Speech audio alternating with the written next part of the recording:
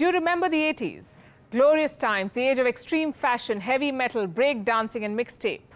A strange and magical era which is still widely celebrated. But not in Latin America. They consider the 80s the lost decade. Why? Because they faced financial turmoil in the 80s, a debt typhoon which eroded their economies. What was the trigger? Two large oil price shocks. Skyrocketing oil prices disrupted their finances, created big deficits and surpluses, took their foreign debt to unprecedented highs and pushed their economies to the point of collapse. Mexico was the first country to fall. In 1982, it declared that it will not be able to pay its debt. What followed was a series of sovereign defaults in Latin America. One country after another was engulfed in the debt crisis. Brazil, Chile, Argentina, Colombia, Venezuela, Peru, Ecuador, all of them fell like dominoes. They faced deep recession, high inflation, mounting debt, unemployment, and slow economic growth. 3 decades on, is history about to repeat itself? Look around you. Developing countries the world over are struggling with a sovereign debt crisis. One of them has already succumbed, Sri Lanka. Its economy has collapsed, ballooning debt and shrinking foreign reserves. There isn't enough money to pay for basic necessities. Of course, this crisis is of Sri Lanka's own making. The Rajapaksas mismanaged the finances. They spent more than the national income. They allowed deep tax cuts and destroyed the economy. But the world did not help. Look at the global factors at play: the pandemic-induced slowdown, the growing cost of borrowing, and Russia's invasion of Ukraine, which has increased food and fuel prices. These factors compounded the Lankan crisis, and they still persist.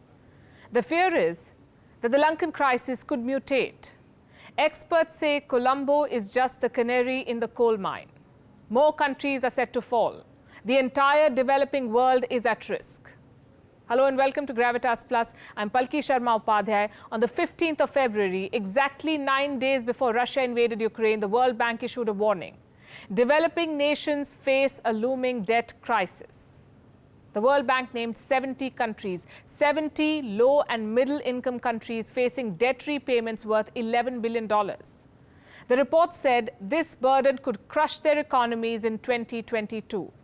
9 days later, Russia invaded Ukraine. The invasion disrupted supply chains, it threw financial markets into disarray, and triggered a global oil crisis.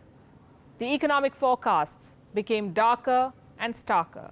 In March, the United Nations released this report. It said there were 107 economies that face at least one of the 3 risks. Number 1, rising food prices. Number 2, rising energy prices. And 3, tougher financial conditions. 107 countries face these risks. Together, they represent 1.7 billion people. That's more than 1/5 of humanity. There are 69 countries that face all the 3 risks: food, energy, finance, all 3. 69 countries could go the Sri Lanka way. 25 in Africa, 25 in the Asia Pacific, and 19 in Latin America. Which countries are these? We'll start with Egypt, the land of pharaohs. It is in the throes of a financial crisis. Egypt is the world's largest importer of wheat. Russia and Ukraine were its top suppliers. As they fight now, the supplies are running out. Last month, Egypt said that its wheat reserves will not last more than 3 months. Next, we have Tunisia, the birthplace of the Arab Spring. Its economy is overheating. Foreign debt accounts for 100% of its GDP. The trade deficit has widened to $800 million. Inflation stands at 7%. Fuel prices at record highs. Experts say Tunisia could soon face civil unrest. The same warning has been issued for Lebanon, the Switzerland of West Asia. Well, not anymore. In 2020, the Beirut blasts destroyed Lebanon's largest grain stores. Food prices went up by 11 times. The Lebanese pound lost 90% of its value. Public debt grew to 360% of the GDP. The war in Ukraine complicated things further. Lebanon imported 80% of its wheat from Ukraine. Those supplies have fallen. There's a bread shortage, a scarcity of sunflower oil. Lebanon has been forced to take a $150 million loan from the World Bank to ensure food security. Then we have Argentina, the land of tango, also caught on the wrong foot now. Inflation is paralyzing its economy. External debt is mounting. Argentina has defaulted on debt repayments 9 times. To avoid a 10th default, it has gone to the IMF. It wants to refinance a $45 billion loan. It may give Argentina a brief reprieve, but it will not quell the civil unrest. Analysts say Argentina is staring at a long and cold winter this year. Some other Latin American countries are also at risk, like El Salvador and Peru. They face hyperinflation in commodities, tumbling bonds, food shortages, detonating prices, and mass unemployment. Very much like Sri Lanka. Reports say both countries could soon face civil unrest. In sub-Saharan Africa, Ghana, Kenya, South Africa, Ethiopia could be the worst hit. In Ghana, debt levels are soaring, interest payments are choking the economy, a debt crisis looks imminent. In Kenya, the debt has climbed to $70 billion, that's 70% of its GDP. Last week, they got a $244 million loan from the IMF to weather this economic storm. In South Africa, the debt has reached 80% of its GDP. There's a looming threat of state collapse, a rerun of the 2021 civil unrest. Next comes Turkey. The currency is sliding, the debt is soaring, upwards of 54% of the GDP. Inflation has touched 70%. GDP forecast cut to 3.3%. There's a food shortage. Turkey is getting 50,000 tons of wheat from India. And these were just a few examples. The World Bank says that in the next 12 months, as many as a dozen developing economies may not be able to service their debt.